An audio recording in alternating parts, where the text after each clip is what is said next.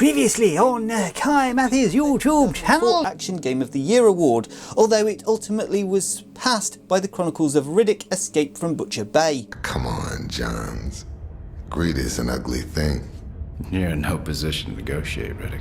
Well, why the hell are we not covering that bloody game then? Welcome, ladles and jelly spoons, to this month's 20th anniversary retrospective review. This month we're looking at the dark and gritty world of the Chronicles of Riddick: Escape from Butcher Bay. It's a corker of a game from 2004, back when my knees were still functional and extreme sports meant more than just spraining the old thumb. And I was still figuring out how to send an email, but here I am ready to tackle this Riddick fellow.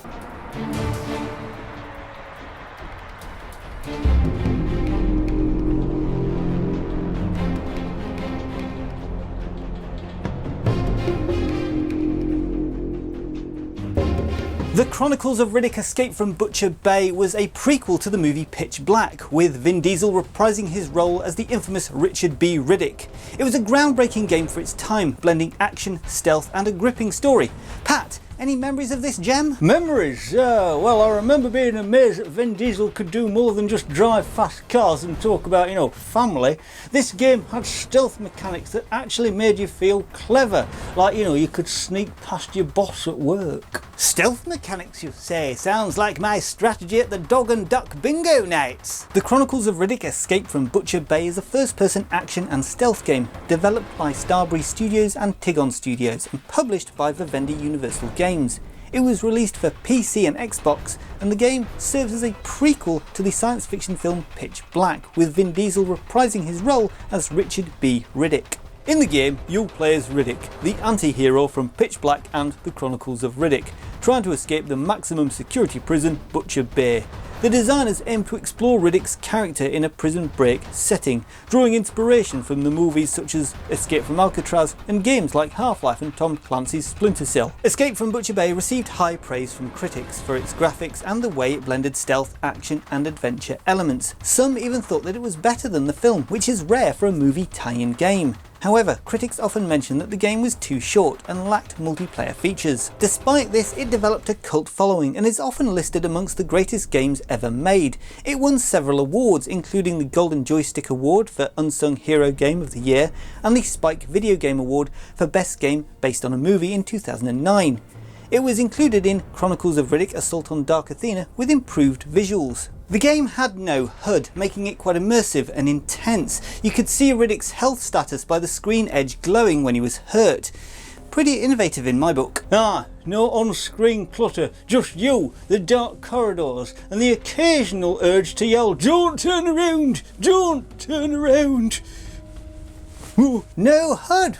Back in my days we had heads, shoulders, knees, and indeed toes.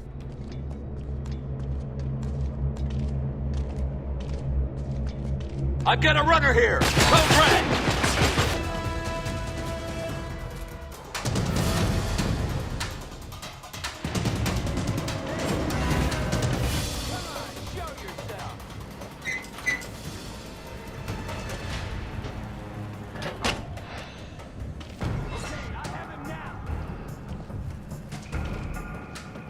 Escape from Butcher Bay was co-developed by the Swedish company Starbreeze Studios and Tigon Studios, founded by Vin Diesel, and published by Vivendi Games and Tigon Studios. Universal Studios Consumer Product Group granted the Chronicles of Riddick license to Universal Interactive, both of which were owned by Vivendi Universal. The game was announced as an Xbox title, and according to Tigon Studios, the game features an original storyline that proves insight into how Riddick evolved into such a complex character. Unlike other film tie-in games that closely follow their source material, the development team of Escape from Butcher Bay focused on differentiating the game from the Chronicles of Riddick. They aimed to explore Riddick's character in a prison break setting, drawing inspiration from films like Escape from Alcatraz and video games such as GoldenEye 007 and the Tom Clancy Splinter Cell series.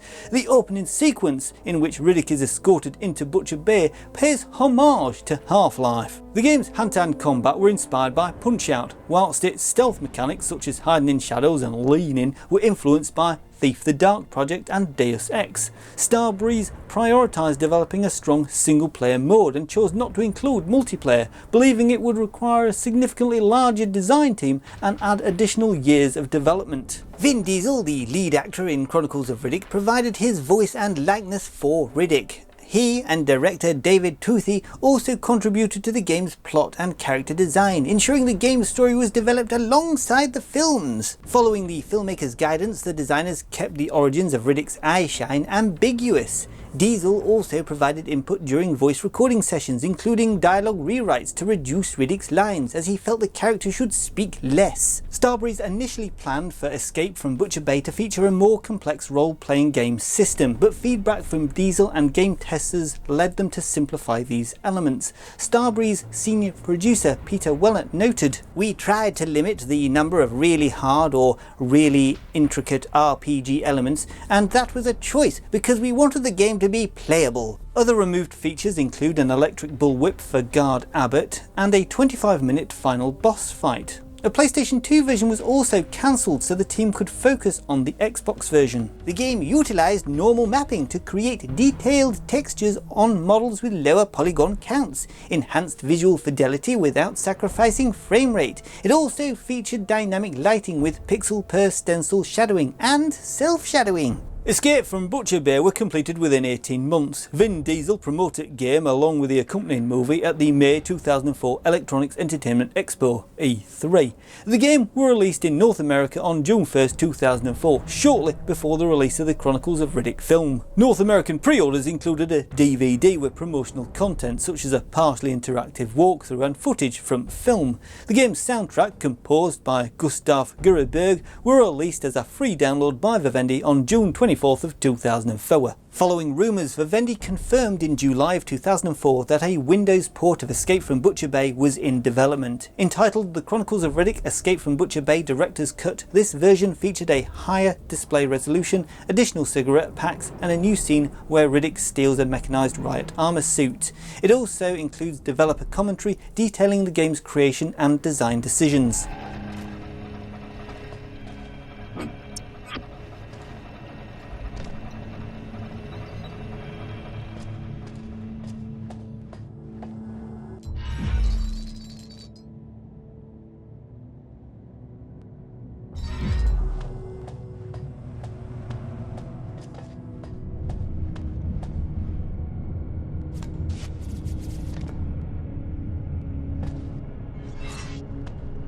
In Escape from Butcher Bay, you play as Richard B. Riddick, trying to escape the Butcher Bay prison. The game blends elements from different genres like first-person shooters, adventure and stealth, and is mostly played from a first-person point of view, though it switches to a third-person in some scenes. Unlike many first-person shooters, the game has no on-screen display for things like health or ammo. Instead, you see flashes when you pick up a new weapon, and small white boxes show your health when you take damage. You can also restore your health at specific areas throughout the game.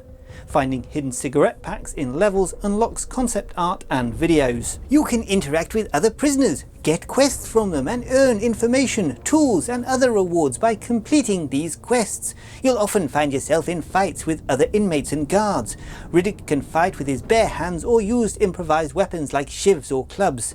You can create combos by chaining punches together. At first, a DNA scanner security system prevents Riddick from using guns, but he eventually gains access to some firearms. When you crouch, you enter the game's stealth mode, allowing you to move quietly, and the edges of your screen turn blue to indicate that you are indeed hidden.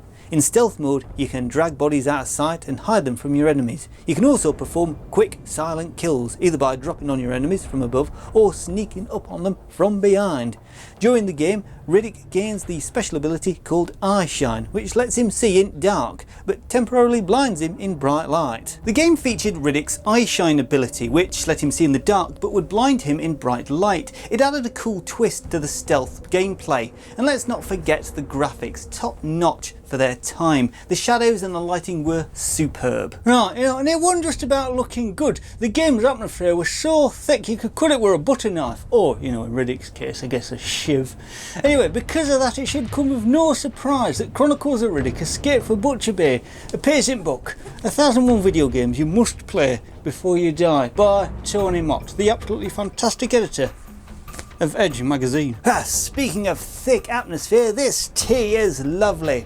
And the story, Kai, is it as good as my Earl Grey? The story was engaging, giving us a deeper look into Riddick's backstory. It was so good that some people thought it was actually better than the movie. And let's not forget the voice acting. Vin Diesel brings Riddick to life, and the supporting cast did a fantastic job as well. Security door open. Escape from Butcher Bay is set in a futuristic science fiction universe of the Chronicles of Riddick franchise, and it serves as a prequel to the film Pitch Black. The game takes place inside Butcher Bay, a maximum security prison for which no one has ever escaped.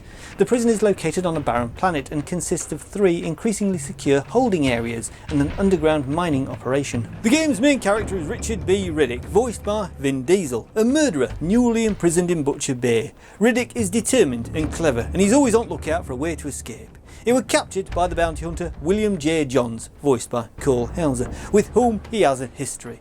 The prison is run by Warden Hawksey, voiced by Dwight Schwartz, and guarded by Abbott, played by Exhibit, who is unpopular amongst the inmates. Amongst the prisoners is Pope John, an old and insane man living in sewer tunnels beneath the prison, voiced by Willis Burks II. The opening cinematic shows Riddick in hiding, having grown out his hair and beard, before the opening scene of the Chronicles of Riddick movie. He hunts an animal, and after killing it, a disembodied voice starts talking to him, asking him where he got his eyes. He states that he received them from a slam preacher, and this causes him to remember his time at Butcher Bay. The game takes place in a flashback. Another opening cinematic takes place in which Riddick is being transported for collection on the bounty. He and Johns have a brief conversation in which Riddick tells Johns that there is no way he is going to get the price he wants. Riddick wakes up as they land and stands out front of Butcher Bay waiting for the warden. He sneaks up behind Johns and breaks his neck and proceeds to escape. After getting his hands on a gun, he goes through the ventilation ducts and seemingly escapes into the desert.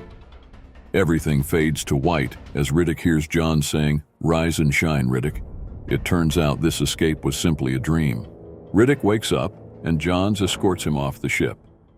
Johns meets with Hoxie to negotiate his pay, while Abbott escorts Riddick to his cell in the single max security area. After making enemies with and killing a gang leader named Rust, Riddick familiarizes himself with the facility and soon instigates a riot. During the confusion, he escapes into the prison sewer system. Armed with a shotgun and a dying flashlight, Riddick discovers he is not alone in the sewers. Fighting through the sewers against mutant dwellers, Riddick eventually meets Pope Joe, for whom he retrieves a lost radio, which Joe calls a blessed voice box. A woman named Shira tells Riddick that he has been blind too long, and he gains his trademark eye-shine night vision. Afterwards, he accuses Pope Joe of tampering with his eyes. Joe says that he merely treated Riddick's injured arm. Riddick then continues his escape while using the eye-shine to his advantage. After emerging from a manhole in the showers of the guard living quarters, Riddick uses a guard uniform to blend in as he makes his way to the spaceport and his chance at escape. Realizing he requires a guard to get through the retinal scanner that locks the doors to the spaceport, Riddick decides to go after Abbott and take his eyes. He gains access to Abbott's apartment by telling him there is a delivery for him.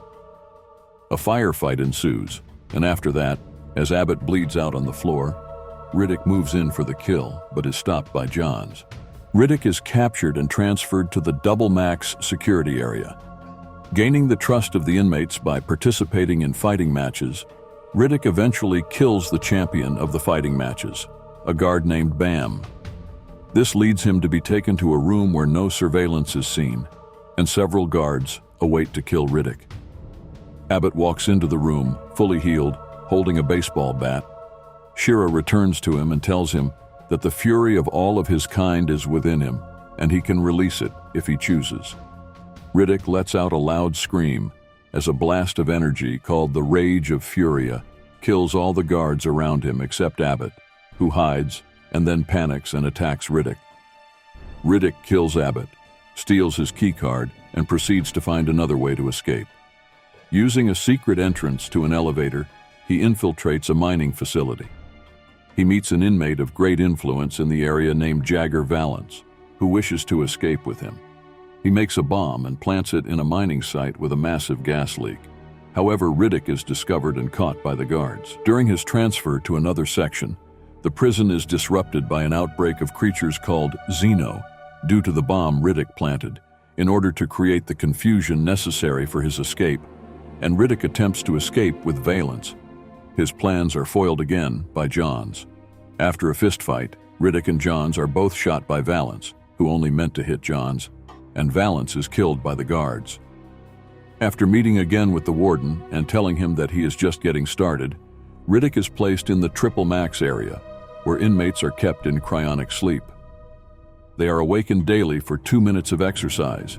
During this time, Riddick discovers a flaw in the system and escapes.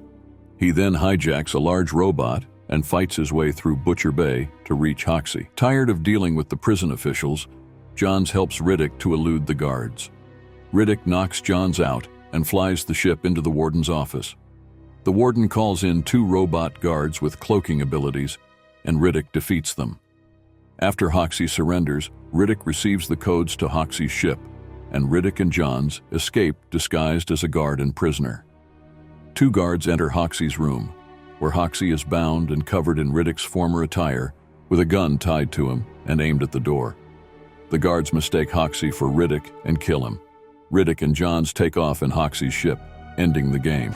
I'm not gonna help you get down to the mines, if that's what you want. It's impossible. The mines. I need to get to them. You should talk to Flores in the courtyard. I just work down there. It just got off my pass, and I'll be damned if I didn't forget my glasses.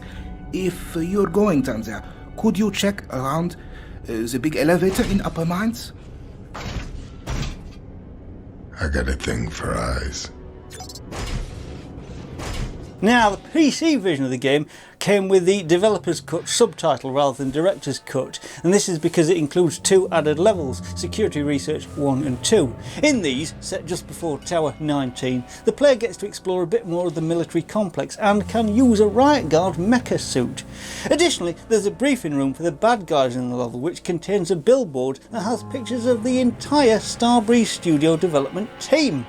Now, also in the nearby room, there's another hidden packet of cigarettes that unlocks a DVD trailer and some behind the scenes stuff concentrated on the development team. It also has a developer's commentary, which occasionally appears when playing through portions of the level that have noteworthy pieces of trivia. You know, just like this video, you know. So if you're enjoying our retrospective review of the Chronicles of Riddick Escape from Butcher Bay, be sure to let us know what you think in the comments down below. While you're there, be sure to click that like button and check out our other social media platforms. And of course, you know, if you're not subscribed to the channel, please consider doing so. Oh, you know, it's free after all, and it means so much to us here at the Orbital Broadcast Bunker. Why not help us reach our first proper YouTube goal of 500 subscribers? The music in Chronicles of Riddick Escape from Butcher Bay was composed by Gustav Griffberg, a Swedish musician known in the demo scene as Lizard King.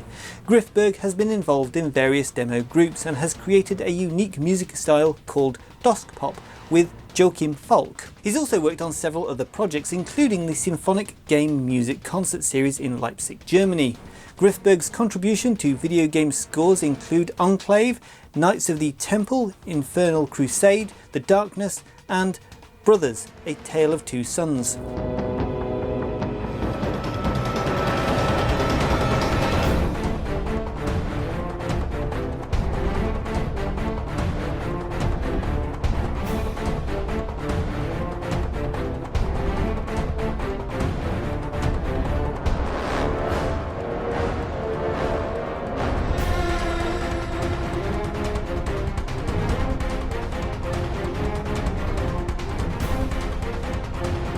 Now, did you know that 3 weeks after release, the original video game soundtrack were made available for free? It includes music from game and 4 exclusive mixes. All tracks were composed and performed by Gustav Griffberg and assistant composer Johan Althoff. Escape from Butcher Bay boasts a star-studded voice cast. For a start, we have Vin Diesel as Richard B. Riddick, Vin Diesel, who was born Mark Sinclair, is a well-known actor and film producer, famous for his role as Dominic Toretto in the Fast and the Furious franchise. Diesel has also lent his voice to characters in The Iron Giant, the Marvel Cinematic Universe, and the video games in the Riddick series. Cole Hauser voices William J. Johns. Hauser is an American actor who is known for his roles in movies like Pitch Black, Tigerland and Too Fast, Too Furious. He's also starred in TV series such as High Incident, Rogue and Yellowstone. Voicing Abbott we have Alvin Nathaniel Joyner, better known as Exhibit. He's an American rapper, actor and television presenter. Exhibit began his music career in the early 90s and released several albums, including the well-received At the Speed of Life. Willis Burks II voiced Pope John. Burks was a versatile actor with a career spanning over 30 years in television, film, stage and voice acting. He received numerous awards, including a Drama Desk Award and an Obie Award for his performance in Jitney. As Jagger Valance we have Ron Perlman. Perlman is an American actor renowned for his roles in Quest for Fire, Name of the Rose and Hellboy. He has also voiced characters in various video games, including the Fallout series and the animated series Adventure Time. Michael Rooker voiced Centurion Jack. Rooker is an American actor famous for playing Merle Dixon in The Walking Dead and Yondu in the Guardians of the Galaxy. As Hoaxie we have Dwight Schwartz. Schwartz is best known for his role as Captain Howling Mad Murdoch in the A-Team and Reginald Barclay in the Star Trek franchise. He's also voiced characters in various anime series such as Ben 10. And finally we have Steve Bloom as Rust. Bloom is an American voice actor known for his deep voice. His notable roles include Spike Spiegel from Cowboy Bebop, Amon from The Legend of Korra, and Wolverine in multiple Marvel projects. He's also voiced characters in numerous video games such as Call of Duty and the God of War series. You know, they actually got the characters to sound like they had more on their mind than their next meal. I mean, that's quite a feat for a video game. Escape from Butcher Bay received high praise from critics, some even preferring it over the film it was based on, considering it a standout among movie tie-in games. The gameplay was compared to first-person shooters like Far Cry and Half-Life and stealth games like Splinter Cell, Metal Gear and Thief. Reviewers appreciated the mix of gameplay elements, with Game Informer saying that every aspect of play is expertly implemented, and GameSpot noting that the game effectively and innovatively combines excellent shooting and hand-to-hand combat, stealth and adventure elements. Whilst the stealth mechanics were well received, the first-person shooting aspects got mixed reviews. The control scheme, especially the Xbox version's hand-to-hand combat using an analog stick, was praised. Riddick's eyeshine ability was liked but compared to standard night vision goggles in other games, and some critics felt it could have been developed further. Now, the game's visuals, particularly on Xbox, were highly acclaimed and compared to those of Doom 3 and Half-Life 2. GameZone said the graphics take the genre to next level. The textures and lighting, especially the shadows, were highlighted as strong points. Character models and facial animations were seen as very realistic, with Riddick's model receiving a lot of praise. GameSpot noted the attention to detail, like bullet holes glowing red and then darkening. However, some reviewers mentioned graphical glitches such as seams and clipping, and the visibility of bullet traces through walls. The depiction of Butcher Bay was convincing, with one-up comparing it to the setting of the Alien franchise. You can almost smell the thick stink of Butcher Bay and its inhabitants from the grime on the walls, dirty clothes of the inmates and the environmental textures. This place oozes with style and creates a sense of reality which is easy to become immersed in. The audio were generally well received, especially at voice acting, with special mention to Vin Diesel and Colt Hauser. The music, however, got mixed reviews. Firing Squad said it were not good enough to sweep you away, but not bad enough to stick out like a sore thumb. IGN noted the music isn't memorable, but it's not bad. And the Sunday Herald Sun called the voice acting surprisingly good. The game's length was often also criticised, with many noting it could be completed within 8 to 15 hours. IGN stated if you consider 12 hours of gameplay short, then Riddick is just that. The lack of multiplayer was also a common complaint, with CVG calling it a missed opportunity, and Game Informer saying since the main quest is short and there's no multiplayer, it's not a ton of game for your money. When you focus on the main objective, the Chronicles of Riddick Escape from Butcher Bay takes about 8 hours to complete, but if you want to see everything the game has to offer and achieve 100% completion, you'll be likely spending around 13 hours playing. So if you haven't played this classic yet, you're definitely missing out on a piece of gaming history, and if you have, then it's time to dust off that old Xbox or fire up your PC for another Escape from Butcher Bay. Here's to reliving the good old days! Thanks for joining us on this trip to the dark and gritty world of the Chronicles of Riddick Escape from Butcher Bay. If you've enjoyed the video, don't forget to click the like button and share it out with your chums. And of course, subscribe to the channel as well as clicking the bell icon so that you never miss an upload from us here at the Orbital Broadcast Bunker. And you know, leave a comment about your favourite Riddick moment, game or indeed movie, because we love hearing from you. Until next time, we'll leave you with this. If olive oil comes from squeezing olives, how do they make baby oil? Cheerio, see you soon.